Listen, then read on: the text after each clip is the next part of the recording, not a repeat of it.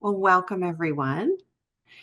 I am going to be sprinkling in some dare to do activities into our talk today. So the very first thing we want to do as we're getting settled in is I invite us to start with the healthy habit of stretching as you are able, of course, and you can do any stretch you like.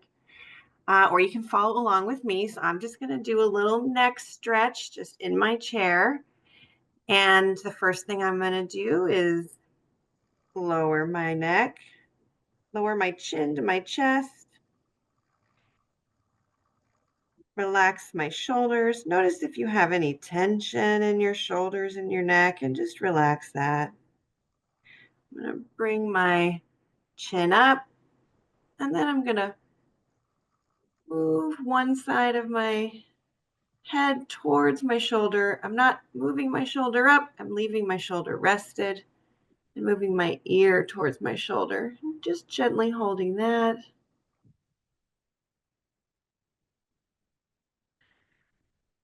Go back to the normal position and then stretch the other side, pulling my ear down towards my shoulder, leaving my shoulder rested. Gentle stretch. Good. And back to the middle. And then we'll do a tiny bit more. Just turn my head to one side. Again, keep your shoulders dropped.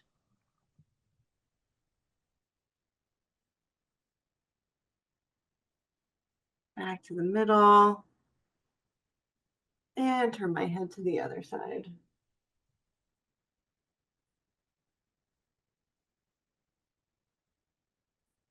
Great. Just takes a couple of minutes. You can do a little stretching before you get started on a work session.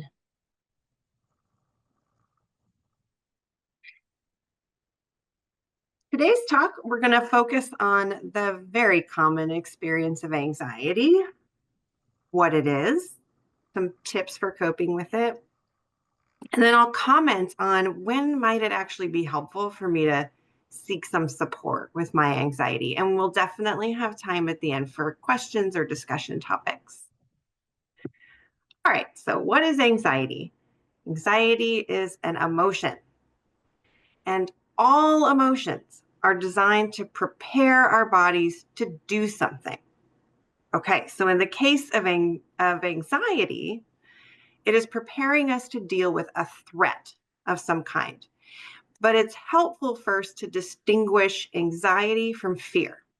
Okay, both are emotions, of course, but fear is really about survival instincts. So fear is preparing us to deal with an immediate threat to our safety, and it's much more intense than anxiety. Anxiety is a natural byproduct of having the capacity to think and imagine. Our minds interpret situations as potentially threatening or imagine all kinds of scary situations we might come across. Anxiety is more so about what could happen in the future. So on the left side of the slide, you've got a human running in fear away from an actual tiger.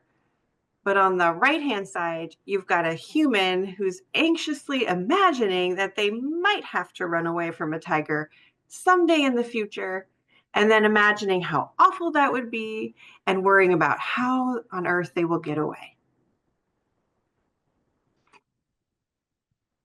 It is also really helpful to understand how anxiety works by using the cognitive behavioral triangle that shows us how our thoughts, our emotions, and our behaviors are all connected. So with anxiety, like I said, we usually start with a perception of threat. What if I come across a tiger on my way to work or school today? What will I do? This thought is then going to trigger our body to prepare for the threat. So our body muscles are going to tense up, our heart rate's going to pick up, we start breathing faster and more shallow, and our minds interpret these sensations we are having, all these physical sensations, and then we apply the feeling word anxiety to describe that. It's also really helpful to track how intense the emotion is for us, because if you're at a 5 or a 6 out of 10, if you sort of rate on this intensity scale of 0 to 10, 5 or 6, we usually start to have that urge to avoid the situation. Like maybe I won't go outside today just in case I come across this tiger. If you're at a 7 or 8 out of 10 or above, right, you're going to start having trouble thinking straight. We can get a little unclear in the mind. And the higher the intensity, the more distressing the experience of anxiety.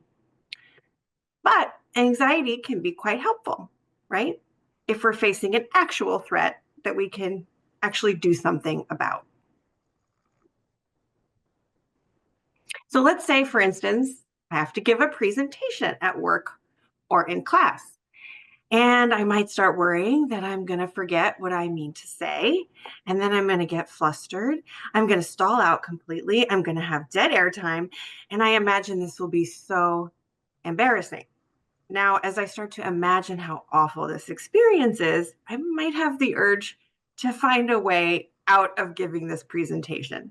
Like maybe I should call in sick that day, or maybe I should just skip class. Maybe I could just quit this job. Yes. Of course, we know that avoiding this is not the most effective thing to do. I want to pass the class. I want to perform my job duties. If I avoid, I'll probably trigger other negative emotions like feeling guilty or ashamed that I didn't follow through. If I don't face my fears, so to speak, I don't have the opportunity to see that I can get through the experience despite the anxiety.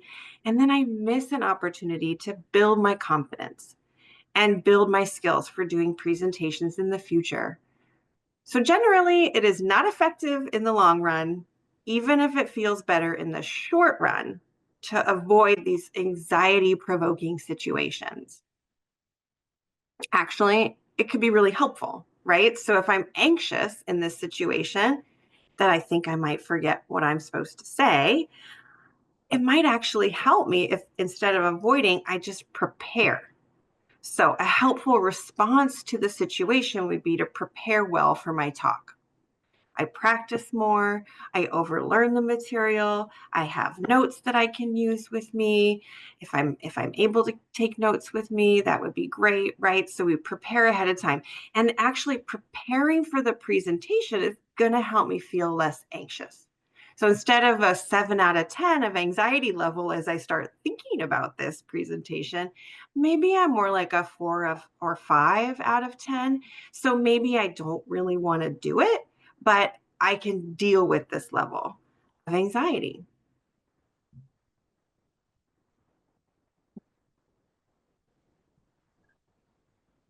Okay. So all that to say that anxiety is a normal part of the human experience. Very normal, very common. We all feel it on a regular basis, I know.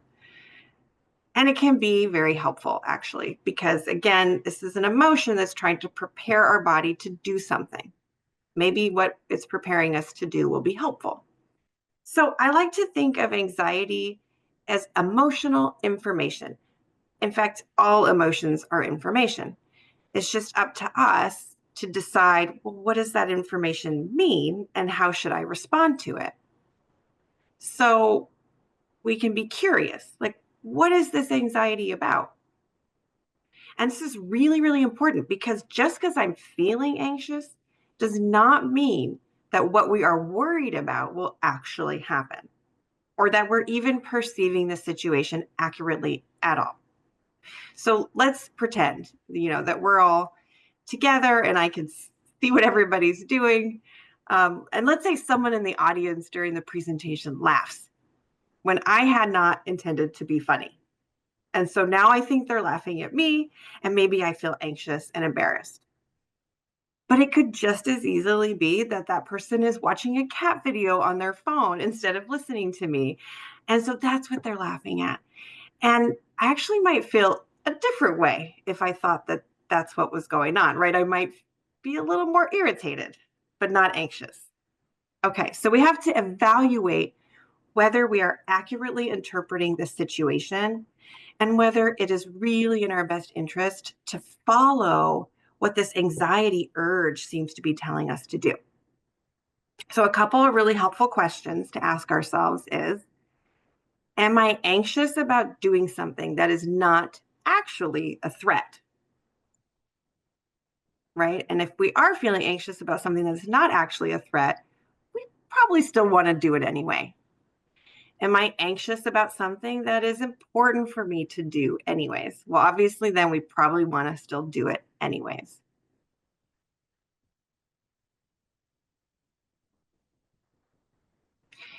Okay, so that's all well and good, but anxiety feels bad, right? And it can make it hard to do things. So, even though it's normal and it can be helpful, we might need some skills to help us deal with our anxiety. So, what can we do to help?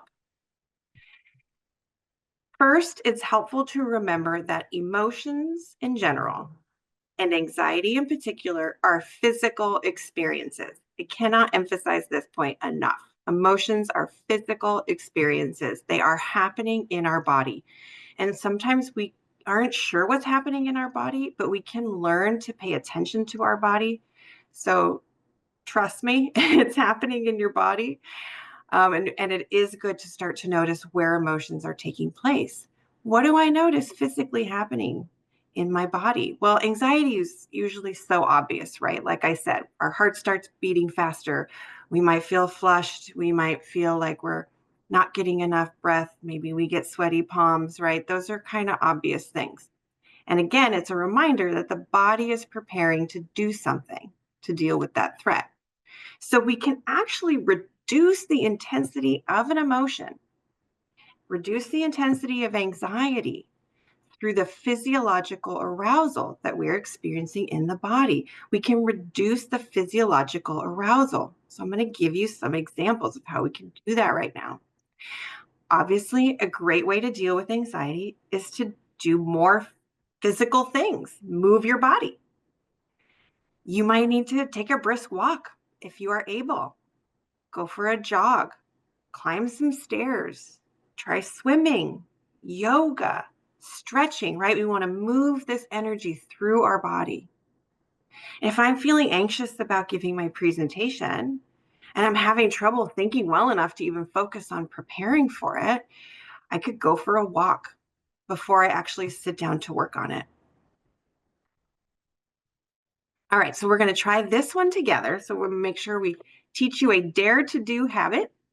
This one is the breathe and reset habit. Our physiology responds to our breathing. Really important principle. When we are anxious, our breathing is shallow and faster.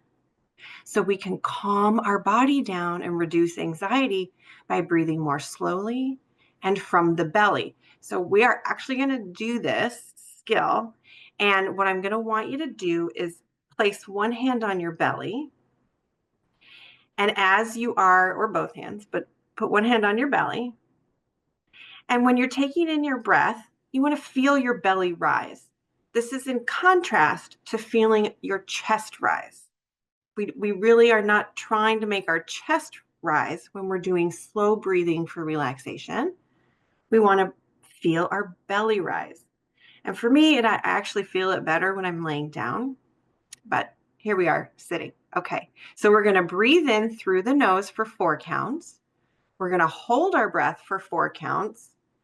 Exhale slowly for 4 counts and hold again for 4 counts. And we're going to do this together a few times. And I will lead us. Some people call this box breathing.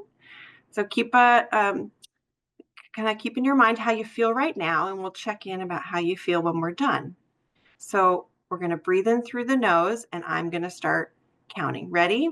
Breathe in through the nose. 2, 3, 4. Hold your breath. 2, 3, 4. Now exhale slowly. 2, 3, 4.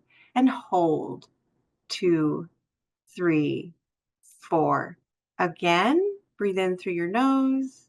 2, 3, 4. hold, 2, 3, 4. Exhale slowly, 2, 3, 4, and hold, 2, 3, 4. One more time. Breathe in, 2, 3, 4. Hold, 2, 3, 4. Exhale, 2, 3, 4, and hold, 2, 3, 4. Great. Again, it just takes a few minutes. Check in. How do you feel after? Do you feel a little calmer? Now, if you're not used to doing this, you might be thinking, oh, I'm not doing it well. I'm struggling to hold for the right number of counts. That's okay. That can be distracting at first, but it's a skill that you want to practice and it will get better and you will get better at it. And then it's more relaxing. Okay. So there's a couple of important tips about how to breathe for relaxation. We talked about the belly breath, that's important. But the other is you really do need to take air in through your nose. And the other is that the slower that you exhale, the better. So you even want to drag that out sometimes longer than 4 counts. And that's where a lot of the relaxation is happening, is on that slow exhale. Now, why do I say you've got to breathe in through your nose? Well, this might seem obvious, but your nose was meant for breathing. So actually, people are not so familiar with the value of breathing in through your nose. And when I work with folks, we often discover that people have some trouble breathing in through their nose. If you have any trouble breathing through your nose, you really want to talk to a healthcare provider about that. That's how important this is. So your nose has these hairs that filter toxins, right? As the air comes in, the nose humidifies the air, making it easier for your lungs to use. We produce this chemical nitric oxide, which facilitates the reach of oxygenated blood to your organs and tissues. So you're going to breathe more efficiently and with less toxins when you breathe through your nose. And if you are chronically breathing through your mouth, this can actually increase problems that are associated with anxiety increase. Like it can interrupt sleep, for instance. So there's a couple links here for you to learn more about that. Okay, did you also know that so here's one more skill for reducing the physiological arousal, right? That's a natural part of anxiety if you want to bring that intensity down. And this could work for any intense emotion, really. Did you know that you can reduce your heart rate and feel less emotional intensity really quickly if you harness your powers as a mammal? We have something called a mammalian diving reflex. And if you submerge your face, making sure to cover your nose and your mouth in cold water, but you do want it to be cold, you might have to put some ice cubes in it, and hold your breath for about 30 seconds, your heart rate will go down. This is so effective that we actually need to put a disclaimer here that if you have a heart condition, you do want to consult your physician before trying this. So here's a little tip for you.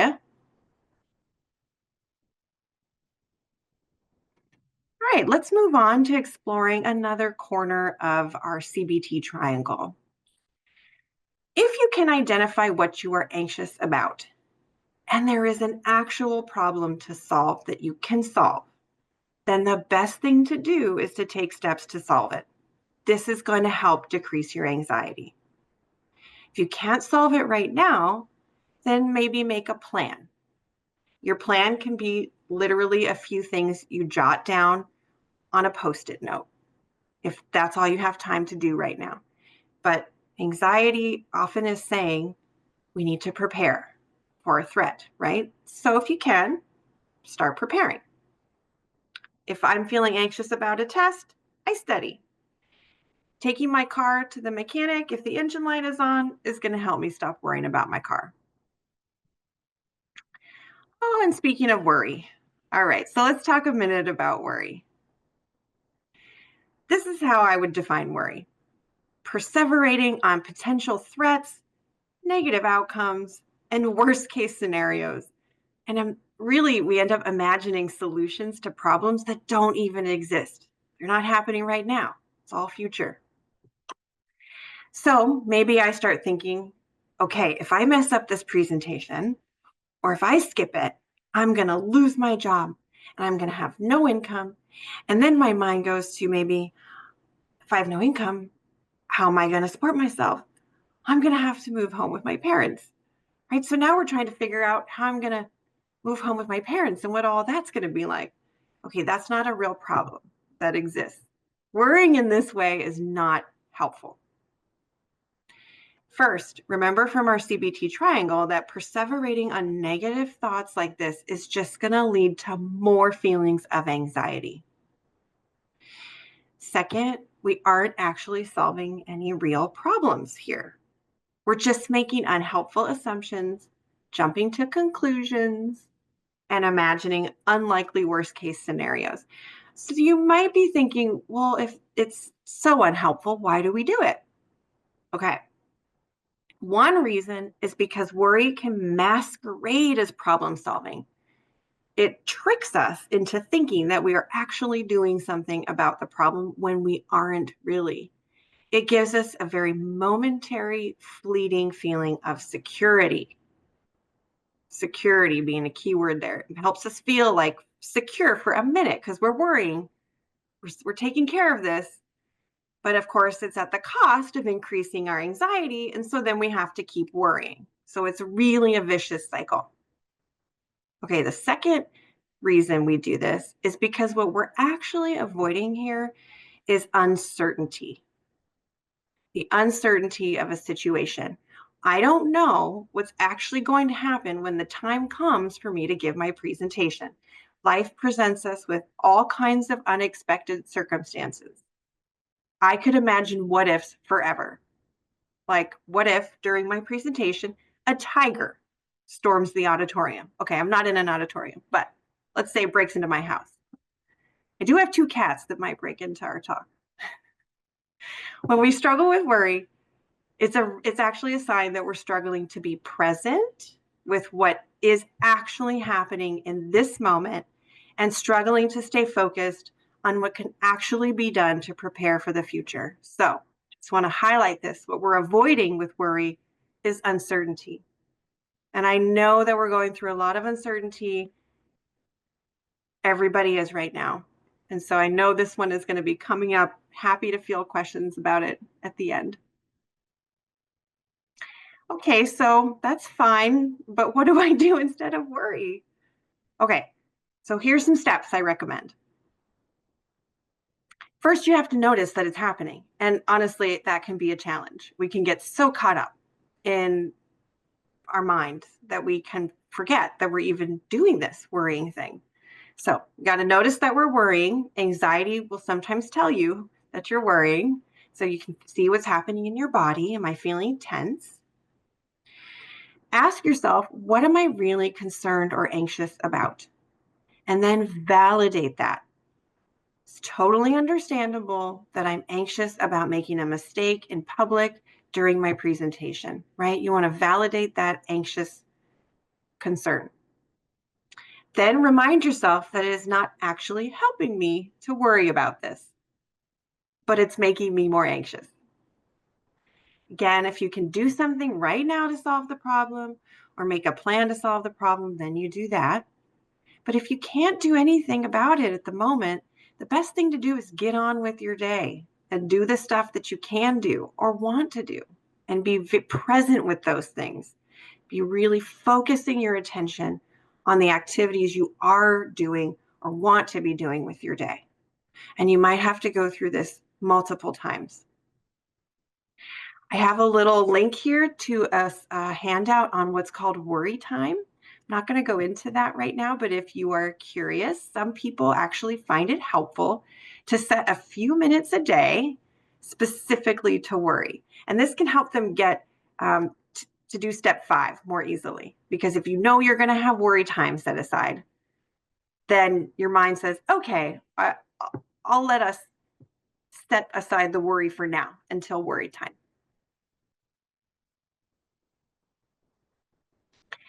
Let's look at another strategy for working with anxiety through the third corner of the triangle. This is our thoughts. Okay, I'm definitely, working this point over many times that what goes through our head matters a lot in how we feel. And I will admit that we do not always have conscious control over the thoughts that are coming up in our mind. They can be very automatic, and it can feel like this is happening to us, and we're just along for this ride. So it's really important that we build skills for noticing when our thoughts are off and running and we're running down that negative thinking track. And then we have to be able to consciously engage our mind in more helpful thoughts. We can also make time each day purposely to generate thoughts that feel good. So we're going to talk about gratitude. All right, this is a dare to do healthy habit, gratitude. So we are going to practice this together in a moment, but first I'm going to tell you about it. Okay, so what is gratitude? Gratitude is the acknowledgement of the things in life that bring you or others joy, pleasure, benefit, or just positive influence. And generally, there's two ways we are grateful, right? We can reflect on what we're grateful for. We can think about the things that are benefiting us, or we can show our appreciation for things or people through our action. So simple things like saying thank you for things. And I would like to add also just treating people, places, things, experiences that we're having with respect and kindness, giving people our attention, being kind to them, giving our time in ways that's meaningful. Those things can be expressing gratitude.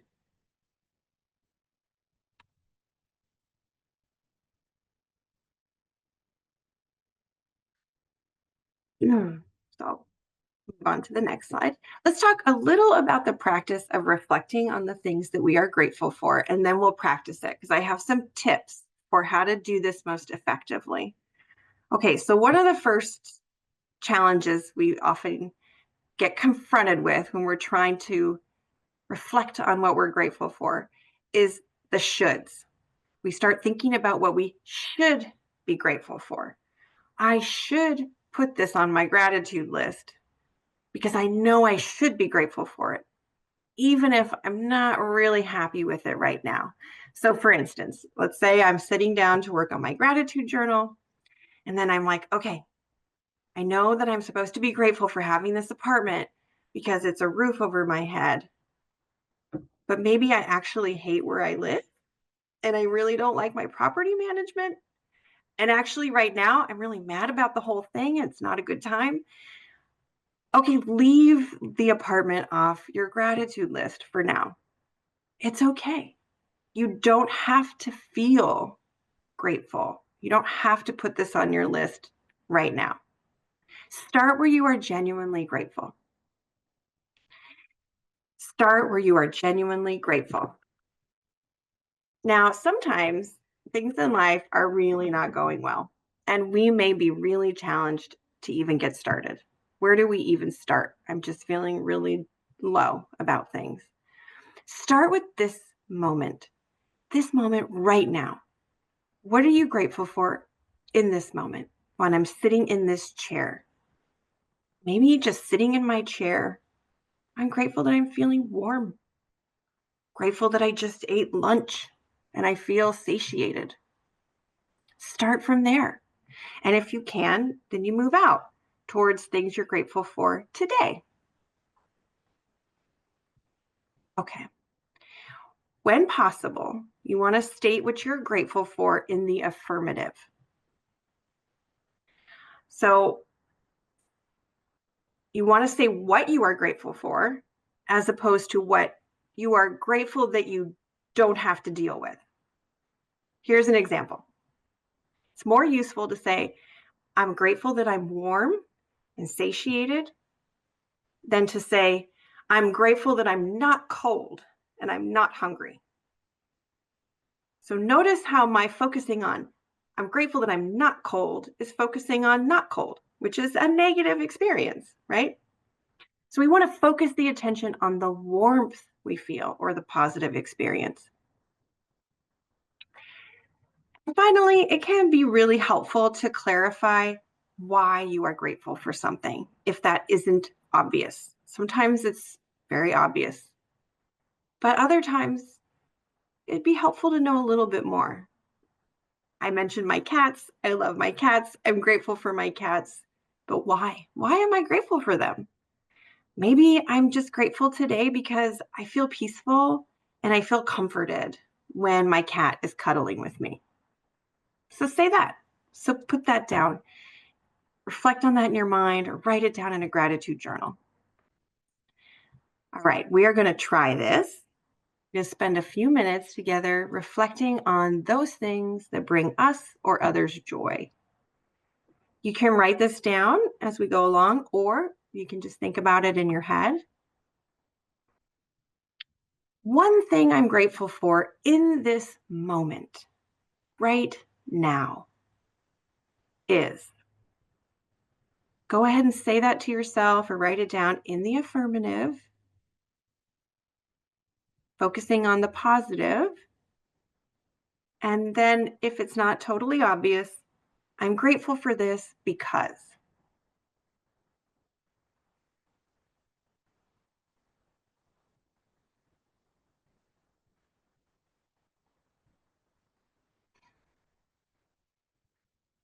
One thing I am grateful for about this day, about this one day.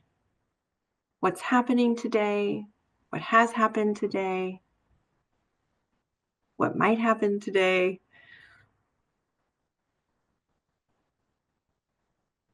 Say it in the affirmative. I am grateful for this because.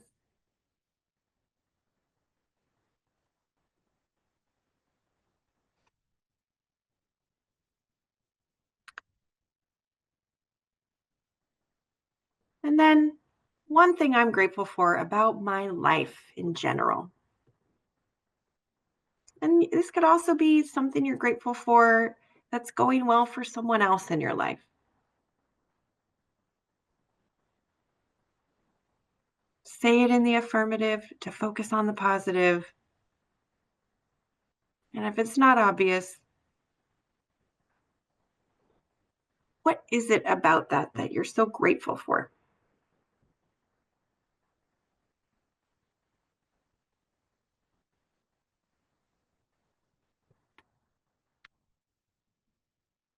All right, so what do you notice when you generate these thoughts of gratitude?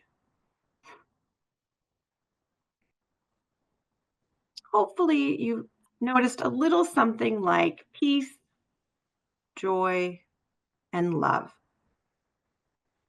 right? We feel better. Gratitude reminds us that we are part of a greater whole. We are embedded in relationships, communities, nature. We're connected and we benefit from actions of other people and circumstances outside of us. So it generates these positive feelings of connection that then encourage us to honor that connection with other people. It really encourages us to engage in loving acts of kindness. It can be helpful to have a daily gratitude practice, just a few things a day. It doesn't have to be that you sit down with a journal, but you could at the end of the day. I like to do this when I'm going on a walk. Just spend 2 minutes going over what am I grateful for right now.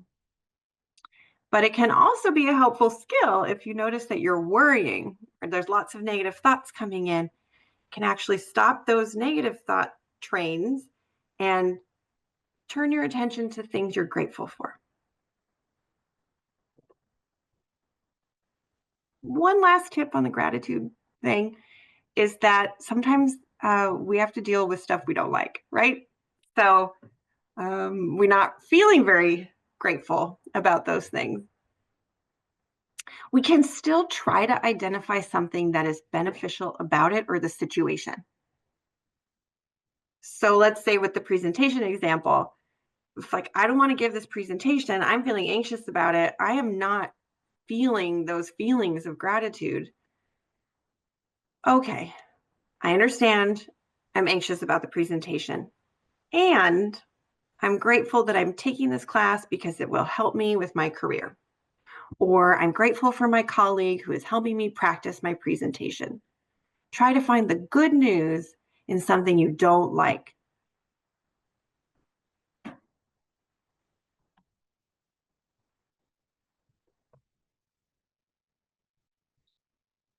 Okay, so we've gone over ways to cope with anxiety since it's a completely normal part of living as a human. But sometimes we might need more support, or we might want to talk with a counselor or a doctor about our anxiety. And how do I know when that is helpful? So, first, my advice is that anytime we're wondering if we need to talk to someone, that is probably a good idea. Or, start with self help. And I'm going to have a couple slides on that in a second. So, when to reach out for support? Anytime, right? But also, if it is so intense that you have trouble doing what you need to or want to do.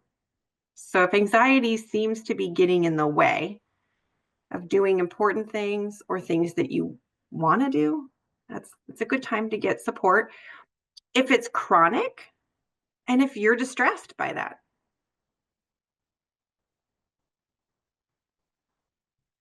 A few other things to notice. Sometimes people might not be totally sure about that.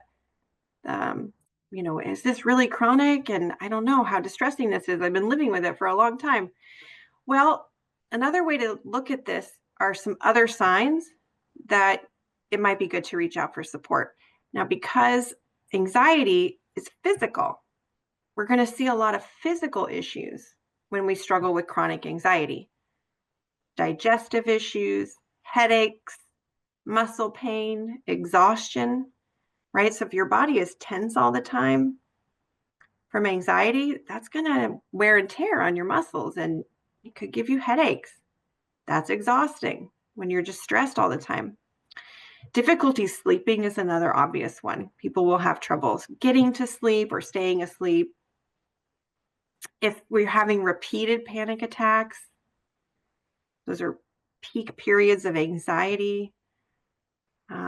If we're increasing our alcohol use or our alcohol use is significant, there are sort of guidelines around what is low risk use. Low risk use might look like no more than 1 drink per day for women, no more than 2 for men.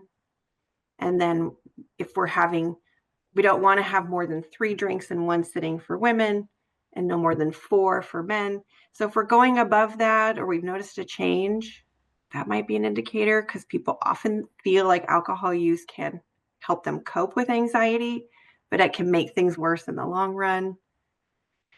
Non-prescribed drug use, feeling overwhelmed.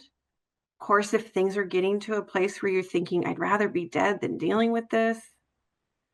And irritability, when we're in a chronic state of anxiety, we can become quite irritable and we can see that playing out in our relationships. Self-help can be a great starting place, or we can use this in conjunction with professional help. So I put a few resources here on this slide. You've got free resources from the World Health Organization. You could buy an anxiety and worry workbook. There's a mental health toolbox that points to some apps at our UW website. I put this number here because I think I didn't have enough room on the other slide, but this is our new 988 number nationally you can call anytime 24/7 for any type of mental health, substance use, suicide crisis. And there's counselors available to talk with you.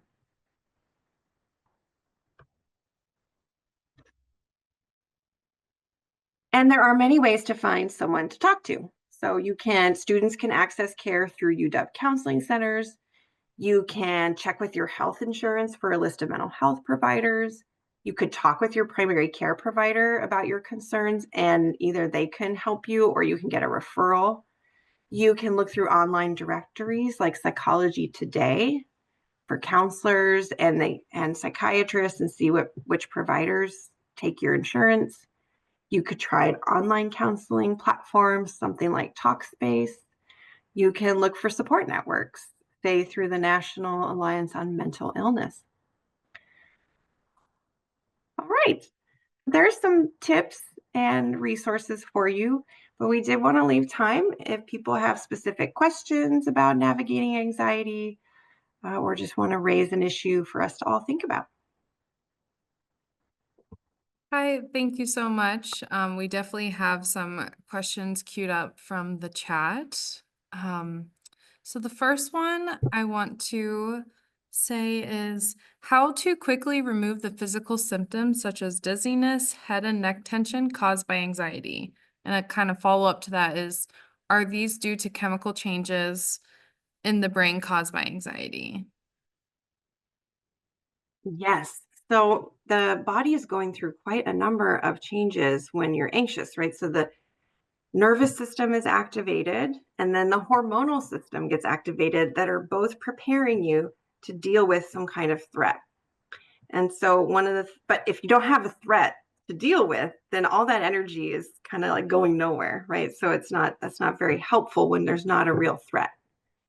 And the symptoms of, say, like shortness of breath and dizziness can be due to oxygen and carbon dioxide imbalances that are just a byproduct of the anxiety response. So, slow breathing is going to be a number one way to help bring that dizziness down. Some people like to breathe into a bag to kind of restore the balance of carbon dioxide and oxygen in the body, especially if you're having a panic attack. Just kind of breathing in and out into a paper bag can sort of help. I think the tips that we gave you around the mammalian reflex could be helpful to slow your heart rate down really quickly. So things to engage your physiology are really important. Did I capture the whole Yeah. question on that one? Okay. Awesome. Thank you. Yes, yes. The next one is when looking for the good news in a situation we don't like, how do we know the difference between gratitude and shutting down our feelings?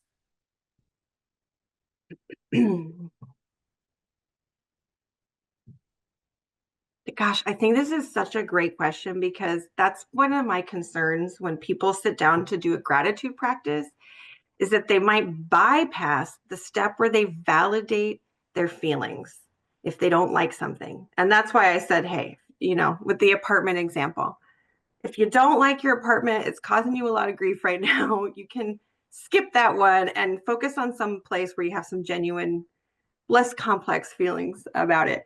But sometimes we do really need to find the good news in a situation. And so we want to say, okay, I totally get why I'm angry at my property management and why I'm really unhappy living in my apartment right now.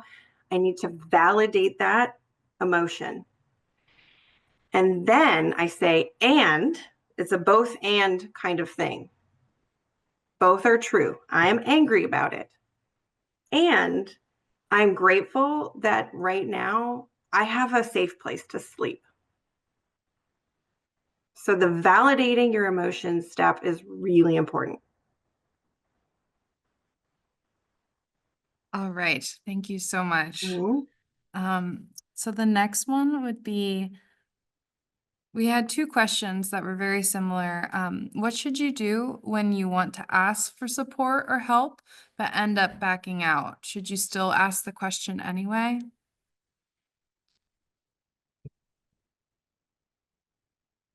Yes, I would still ask the question anyway. It is super normal for people to reach out for help and then sort of back away from it. And I will tell you, as a practitioner, I have people who say they're interested in getting services. I do psychotherapy, but then when I call, maybe they're not quite ready or they're anxious about it. And so they don't return my call for a while. Maybe they show up a month or two later saying, "Hey, I'm ready now." Hey, that's actually very normal. And people have a lot of anxieties about reaching out for help or support. And so that's okay. Counselors are very used to that. So I would expect them to be very understanding. It might be different when we're dealing with our families and friends and we're sort of having that ambivalence about getting support from them, which might be a separate question. But hopefully that encourages you that if you are ambivalent, that's normal. And it is perfectly fine to back out from asking for help, but then change your mind and continue pursuing that. Yeah. Awesome. The next one is, can you explain how to tell the difference between an anxiety attack and a panic attack?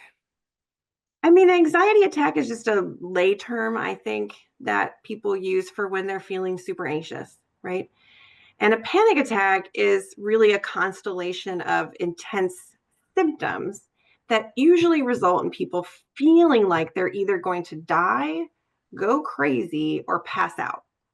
That's typically how extreme it is. And a panic attack is just sort of your nervous system is in overdrive there. And it's not actually dangerous to have a panic attack, but it feels dangerous because of the symptoms. So people will often find themselves in an emergency department with, pain in their chest and shortness of breath, thinking they're having a heart attack. And then the physician says, "Nope, you're fine. Time to go home and, maybe get some rest. You seem stressed." Hopefully they teach you a little bit about anxiety and that it can be normal to have a panic attack and what to do about it, which might be sort of a separate question. But panic attacks are extreme focused states for like 30 minutes where somebody has this incredible peak of anxiety that has them feeling like, again, they feel like they might die. They feel like they are going to pass out, or they feel like they're going crazy. So that's obviously very scary. And it can be kind of hard to go through that and then realize that it's okay, it happens, and it's not dangerous. Yeah. Awesome. Thank you. Mm-hmm. The next one is procrastination based in anxiety? What about not completing goals when you're close to finishing them? Ooh, I would imagine that a lot of our procrastination is about anxiety. Uh, for sure, the kind of procrastination that's going to be about anxiety is performance anxiety a lot, right? So if I'm going to be evaluated on something and I really don't know how I'm going to be evaluated and I'm feeling uncertain, I might avoid the whole thing by putting it off or just not even completing it. The threat of being poorly evaluated or the uncertainty of how I will be evaluated could be so uncomfortable that I'm just going to avoid the whole thing altogether, right? That could be one reason. So I think we have to check in about why are we procrastinating? What is the benefit of this for me? How is it helping me avoid something I don't want to deal with or that's uncomfortable? And a lot of times that's going to be anxiety about something like being evaluated. Sometimes it could be there are other things that are more interesting in life to do, right? Than this project that I've been assigned as part of my class. And I just keep putting it off because I don't want to do it. I mean, that's also totally normal. And there's definitely, if somebody's struggling with a lot of procrastination, I would definitely get some support from a counselor or online resources or coaching or, seeking help through like a tutor. Yeah. Awesome. Thank you. Mhm. Um, are there techniques specific to dealing with anxiety over things you can do nothing about? And then specifically like state of the world stuff. The state of the world is really tough right now. And I will say that I just don't think there's anybody that I'm talking to in my professional or personal life who isn't concerned and isn't confused and uncertain. kind of reminds me of what it was like when we had COVID hit, and it was just strange, scary, and confusing and uncertain. So actually, we've all been there and we've all experienced that. And so we've kind of seen what it's like to live through the uncertainty. And we might look back on that and say, I kind of wish I'd approached it a little bit differently. Looking back, I wished I'd done something to manage my anxiety better. Or looking back, I think I did a really good job navigating that. So that's one thing I invite people to do, is to remember that you've been there before and you have some skills and some strengths, and you also know what you might want to do differently this time. But I want to validate, right? So then one of the most important things we can do is validate that this feels bad, that it can feel bad to be concerned, worried, scary things are happening. And scary things are happening for people. So we really want to acknowledge that. And then we acknowledge where we have power over what we can do about the situation. How can we respond effectively given our life circumstances? So doing whatever, it can be small, large, whatever size things we want to do in our lives to support people, support ourselves, support a cause that helps us feel like we're participating in a way to address the problems we're seeing is good. Sometimes we have to just feel like we have nothing we can do about a problem we're seeing. And that's when we do have to, push the pause on letting our mind go down that negative train of thought about all the what ifs, about what are going to happen. We have to deal with kind of what's right in front of us and what's happening in this moment, and be present in this moment to live the life we're having right now. We got to get Awesome. this to Oh, doing our work. We take care of ourselves. We take care of our health and wellness, right? I'm going to add a couple other things about this. Sorry, Hannah. no, go ahead. Go ahead. Keep going. So we got to take care of our health and wellness. We got to be loving to the people around us, right? We've got to be loving towards ourselves. We've got to get sleep. We can use all the techniques I talked about when we're finding ourselves in worry or anxiety.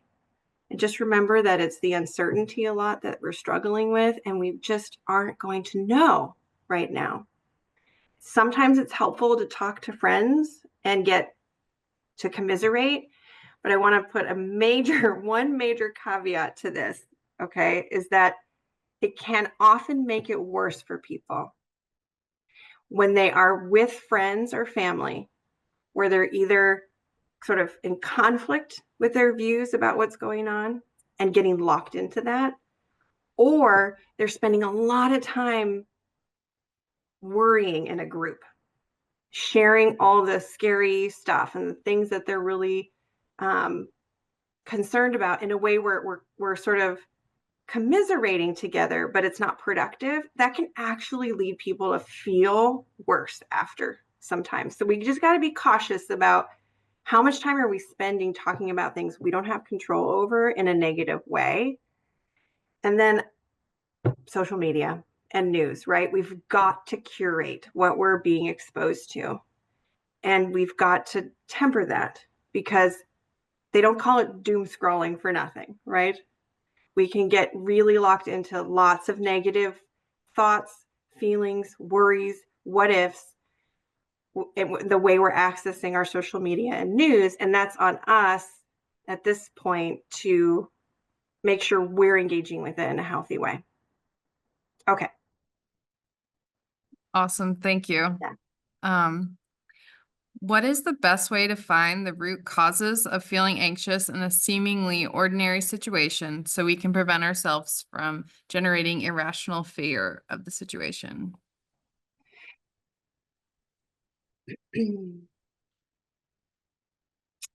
Generating irrational thoughts about a situation, I'm going to take that to mean that I'm not accurately perceiving the situation as threatening.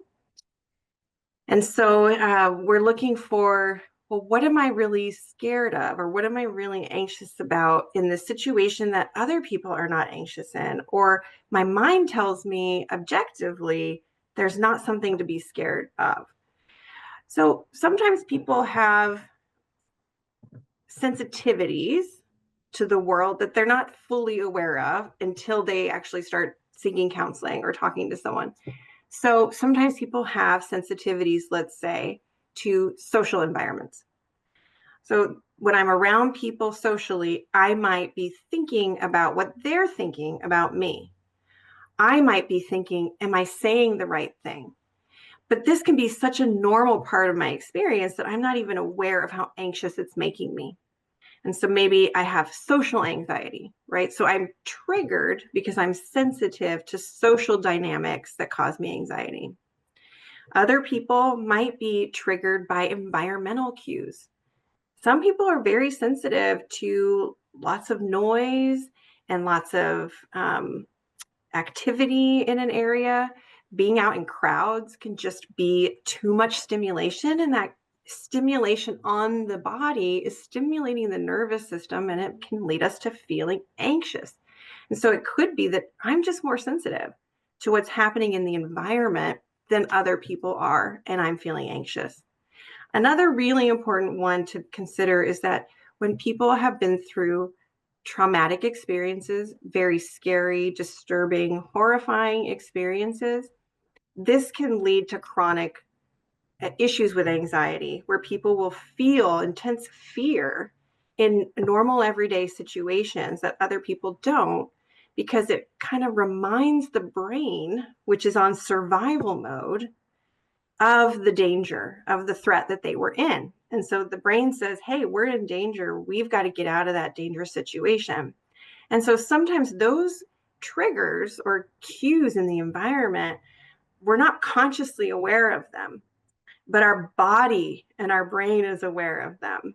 And that can feel a little crazy making, but it actually all fits together when you understand somebody's trauma history. So that's a really good time to get in to see a counselor if things like that are happening. Awesome. Yeah, Thank you. sure. Probably the last one here. How do you recommend we sit with slash process emotions in order to let them go and not build up internally? Oh, I love this question. Emotions are the color of our human experience. They are not the enemy, but they do feel bad sometimes. So we do not want emotions. We do not want to get rid of them. We want to learn how to be with them. And emotions actually don't last longer than like 90 seconds. And I'm talking about things like fear, anger, shame, guilt. Anxiety is part of that, part of fear. Um, we have jealousy, envy, right? So these negative emotions that come up into our body and our awareness, they actually really would only last about 90 seconds if we allowed them to run their course and we don't keep triggering them by continuing to think anxious thoughts or angry thoughts or stay in environments that keep triggering those feelings, right? So if I'm irritated by a bunch of people around me at the grocery store, maybe I need to, come back when I'm feeling a little bit less emotional, right? So you want to sit with it. You want to be with it. You want to validate it. Yes, I'm feeling angry right now because of something my property manager said to me. I acknowledge that anger. And then I feel it in my body. Pay attention to where it's happening in my body. I notice that my stomach feels like it has a knot, and I'm a little bit hot around my neck, and I'm tensing my shoulders. Okay, we notice what's happening in the body.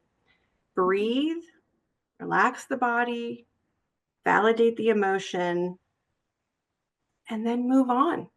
Move on with your day and be present with the next thing you're doing. It's been a Awesome. pleasure. Yeah, Thank thank you you all. so much. You're And thank you welcome. everyone for attending. It was so great to have you on here. Um, yeah, I hope everyone has a great rest of rest of the day. Bye. Thank you so Thank much. you. Yeah, of Bye. course.